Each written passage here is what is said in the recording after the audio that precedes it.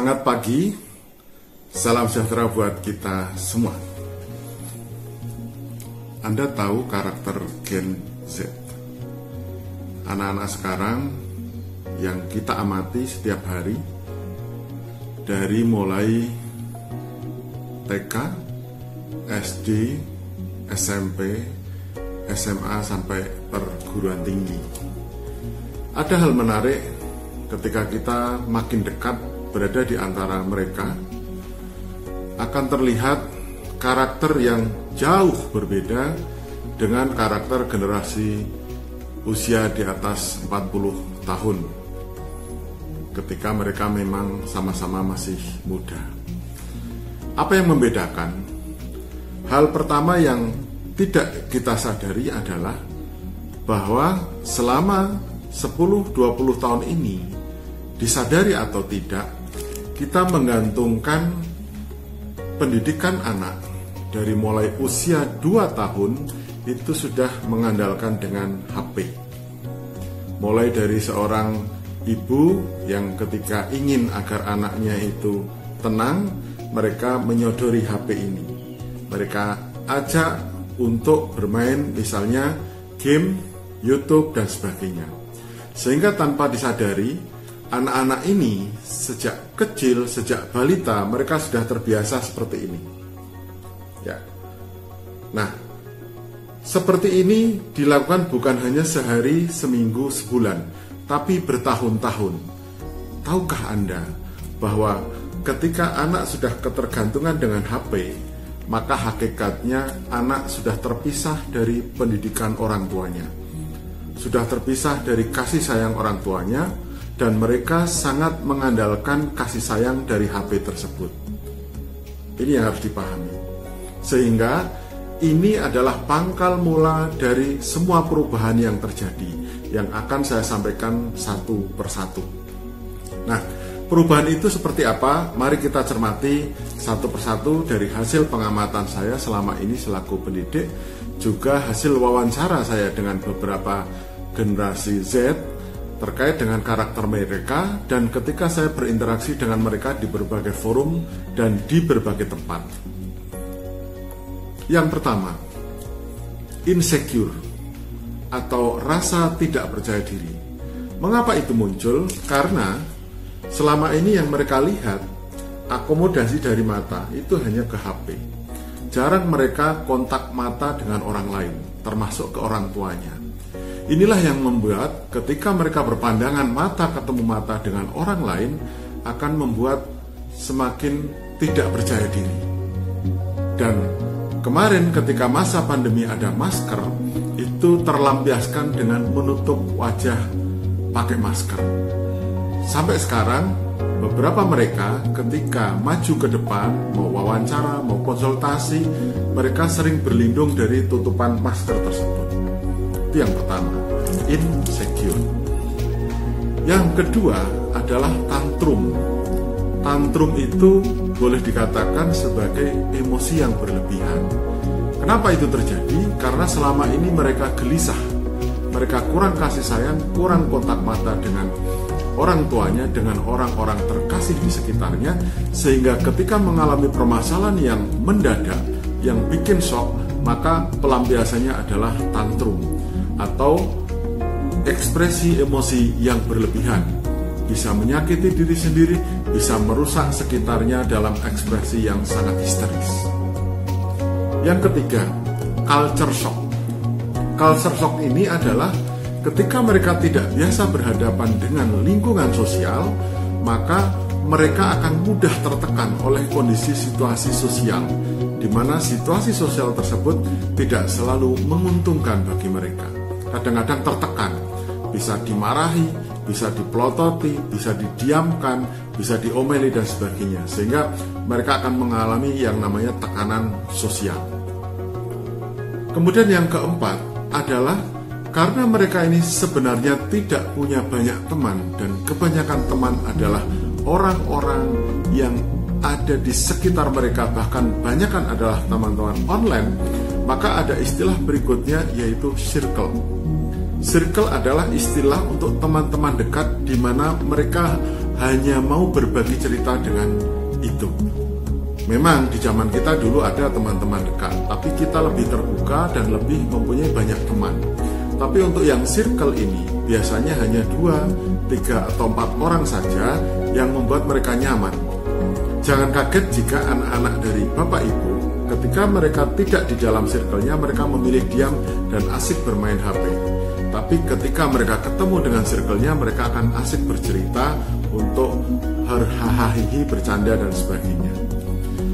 Berikutnya adalah frekuensi, yang ini istilah ini dipakai ketika mereka akan berbicara dengan orang-orang yang sinyalnya sama, orang-orang yang satu pandangan, orang-orang yang satu hobi, satu pemikiran dan sebagainya.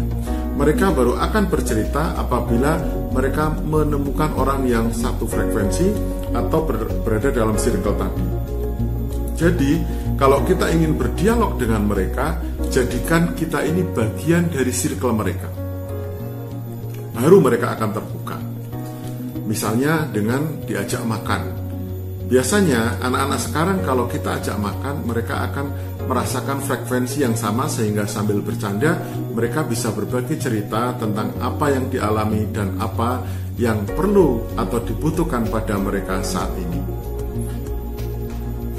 Yang 7 adalah mood swing. Mood swing itu bahasa Jawanya mut-mutan atau moody, atau mereka itu punya keinginan yang mudah berubah-ubah dalam hitungan detik. Kenapa ini terjadi? Ya karena mereka tidak kuat dalam batiniahnya, sehingga ketika ada keinginan, ada gangguan, ada sentuhan sedikit, mereka akan mudah berubah. Itulah yang menyebabkan mereka punya karakter mood swing, mudah berubah terkait dengan situasi dan kondisi yang ada. Maka bahasa orang tua sekarang, kok kenapa ya anak sekarang sulit dipahami. Yang ke-8 adalah wajah polos. Wajah polos ini terjadi kenapa? Ya karena mereka biasa main HP begini kan tanpa ekspresi ya, tanpa senyum, tanpa ketawa. Jadi ya begini, itu terjadi berjam-jam setiap hari, berhari-hari, berminggu-minggu, berbulan-bulan. Sehingga yang terjadi apa? Ekspresi wajah ini tidak ada. Sehingga mereka akan melihat orang lain itu dengan bengong, seperti melihat sesuatu yang aneh, asing, dan mungkin belum mereka mengerti ada apa di depan mata mereka itu. Kemudian yang ke-9 adalah asik sendiri. Jadi karena orang tua mereka ini telah berubah menjadi HP, maka mereka cenderung membuat kesibukan sendiri, asik sendiri. Mereka tidak lagi peduli dengan yang lain, mereka asik dengan dirinya sendiri. Bahkan ada beberapa dari pengamatan saya, kalau mereka sudah pegang HP-nya begini, ini tanda-tanda mereka sudah mulai ketagihan. Biasanya game online, biasanya mainan-mainan yang lain yang mereka ini akan merasakan kenyamanan ketika mereka sudah pegang begini. Ini hati-hati. Beberapa teman mengeluhkan anak-anaknya mengalami sakit fisik dan mental. Ya, misalnya tangan yang selalu bergerak, badannya selalu bergerak, kemudian mata kurang fokus, kemudian mereka tidak peduli dengan lingkungan dan sebagainya. Nah, yang ke-10 adalah suka traveling atau bahasa mereka healing. Kenapa? Ya pada hakikatnya kalau orang tuanya HP, mereka itu akan mudah kesepian. Mereka akan mencari kasih sayang, akan mencari hiburan, sehingga yang dicari adalah tempat-tempat yang bisa untuk selfie, membangun ekspresi mereka dengan cara berselfie. Dan ketika mereka piknik pun mereka punya gaya sendiri, punya cara sendiri untuk membangun ekspresi. Boleh jadi ketika piknik pun mereka nggak suka dengan ditanya-tanya. Mereka asik mencari spot-spot yang bagus, lalu berselfie, dan mereka asik dengan media sosialnya. Yang ke-11, sulit beradaptasi. Kenapa? Karena sejak kecil mereka ini jarang berinteraksi dengan orang lain, sehingga mereka punya kemampuan terbatas ketika beradaptasi dengan orang lain. Maka saat mereka bertemu teman baru, bertemu lingkungan baru, misalnya masuk ke dunia perkuliahan, satu angkatan, beda jurusan, beda fakultas, mereka mengalami benturan luar biasa karena mereka sulit beradaptasi. Apalagi kalau mereka ke masyarakat. Kenapa? Karena mereka sebenarnya terbiasa untuk hidup nyaman di kamar sendiri. Sehingga ketika mengenal lingkungan sekitar rumah, mengenal masyarakat, mengenal lingkungan kerja, mereka akan mengalami yang namanya sulit beradaptasi. Yang ke-12, mereka memang jago teknologi. Kita akui, bahkan generasi sebelumnya kalah dengan kecanggihan mereka dalam menggunakan gadget ini. Tapi mereka ini mengalami yang namanya ketergantungan teknologi. Yang simpel bisa kita lihat apa? Mereka hitung sedikit saja, mereka nggak bisa awangan kayak dulu. Kita harus buka kalkulator, berapa tambah berapa. Untuk mengetahui ditanya tentang apa, mereka dikit-dikit googling. Atau AI, mereka bertanya baru bisa menjawab. Nah, inilah yang menjadi keprihatinan kita. Kemudian yang ke-13 adalah mereka ini sering tidak tahu arah.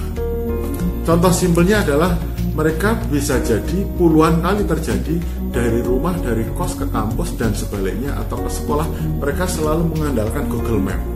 Kenapa? Karena kemampuan orientasi mereka secara alami tanpa bantuan alat sangat rendah. Bahkan beberapa anak sekarang semakin parah pemahamannya untuk mengetahui arah utara, timur, barat, dan selatan. Walaupun mungkin di beberapa tempat kebiasaan seperti itu memang menjadi semacam budaya lah gitu. Tapi sekarang ini kemampuan untuk memahami orientasi medan, orientasi arah mereka sangat rendah. Dan yang terakhir ada sebutan rejo. Rejo itu saya dapat istilah dari remaja di Jakarta. Saya tanya, apa maknanya? Rejo itu artinya remaja jompo. Kok bisa? Ya karena mereka biasa main HP, nggak pernah kena sinar matahari, katakanlah seperti itu, maka tulang-tulangnya menjadi rapuh. Walaupun mereka masih remaja, masih pemuda-pemudi, tapi fisiknya sangat lemah. Kena kecelakaan sedikit, patah tulang. Kena kecelakaan sedikit, cederanya parah, dan sebagainya. Itulah sebutan bahwa mereka ini adalah remaja jompo. Nah, sekarang bagaimana solusinya? Solusi yang pertama adalah mereka ini harus diajak dialog, berbagi rasa, dan kita harus masuk ke dunianya. Pengalaman saya paling gampang adalah mengajak mereka makan bersama dan diajak curhat-curhatan. Kita memasuki apa dunia yang dia rasakan saat ini. Mungkin sudah mulai jatuh cinta, mungkin mereka patah hati, mungkin mereka ketemu guru atau dosen yang sulit dipahami, dan sebagainya. Kita masuk ke lingkungan mereka. Langkah kedua adalah memacu motoriknya. Kita tahu karena mereka rejo, jarang bergerak, jarang beraktivitas, kebanyakan adalah baca HP, maka fisiknya menjadi jarang bergerak. Maka paculah dengan bergerak. Misalnya, Anda harus ke sana ketemu bapak ini, ibu ini. Tolong antarkan ini ke tetangga. Anda tolong ambilkan ke sana. Itu harus selalu dipacu fisiknya. Bila perlu diajak jalan-jalan yang tanpa disadari, mereka ini diajak berjemur. Misalnya piknik jam 8, sampai jam 10, 11, mereka diajak jalan di bawah terik sinar matahari, lumayan itu berjemur. Karena kendala saat ini yang terjadi, kebanyakan orang banyak yang mengalami defisiensi atau kekurangan vitamin D. Vitamin yang banyak didapat dari berjemur di bawah sinar matahari. Dan yang terakhir adalah apa? Mereka perlu diajari lagi pada metode yang paling dasar adalah attitude, sopan santun. Jangan katakan mereka tidak punya kesopanan. Mereka melakukan itu karena mereka memang tidak tahu, dan mungkin mereka ini terlambat untuk diberitahu. Jadi kalau misalnya kita melihat mereka misalnya duduk, kaki diangkat, posisi duduknya kurang sopan dan sebagainya, kita jangan langsung marah, tapi berikan sentuhan kasih sayang, beritahu mereka bahwa duduk yang sopan adalah seperti ini, bahwa ngomong yang sopan adalah seperti ini. Nah, semoga penjelasan ini bermanfaat, dan saya yakin dari 14 tadi mungkin tidak semuanya ada di anak-anak kita, anak didik kita, atau remaja-remaja di sekitar kita, tapi paling tidak membantu buat Bapak, Ibu, dan teman-teman semua untuk memahami karakter Gen Z, dan kita carikan solusi terbaik untuk mengatasi kekurangannya. Bahasa sederhananya, mereka sudah jago IT, tinggal sedikit polesan untuk urusan motorik, untuk urusan attitude. Semoga informasi ini bermanfaat. Terima kasih. Wassalamualaikum warahmatullahi wabarakatuh. Salam sukses.